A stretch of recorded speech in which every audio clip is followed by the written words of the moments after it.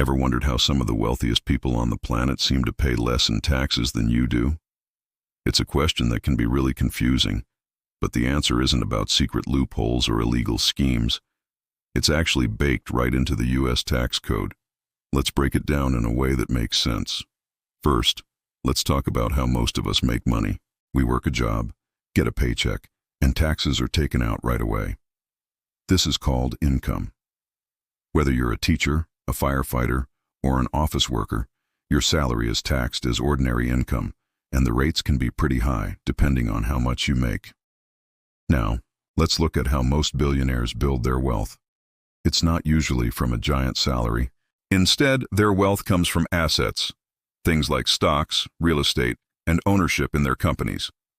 The value of these assets can go up by billions of dollars a year, but here's the key. This increase in value, called an unrealized capital gain, isn't considered taxable income until they sell the asset. So, a billionaire's net worth could skyrocket, but if they don't sell their stocks, they don't owe tax on that gain. They can hold on to these assets for years, even decades, letting them grow tax-free. But wait, you might ask, don't they need money to live on?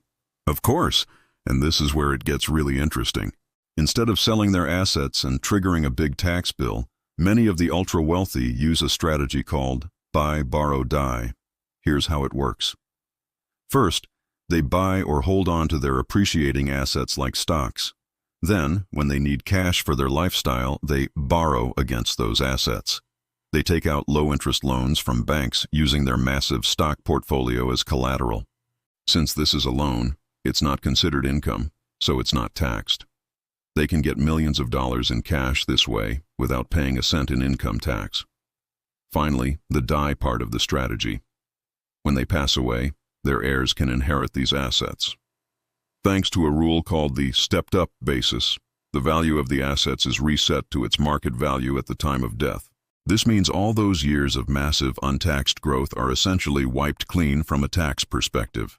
The heirs can then sell the assets immediately without paying capital gains tax on that lifelong appreciation. So while you and I pay taxes on every paycheck, the ultra-wealthy can legally live off borrowed money that isn't taxed as income, and then pass on their wealth in a way that minimizes the tax burden for the next generation. It's a completely different system.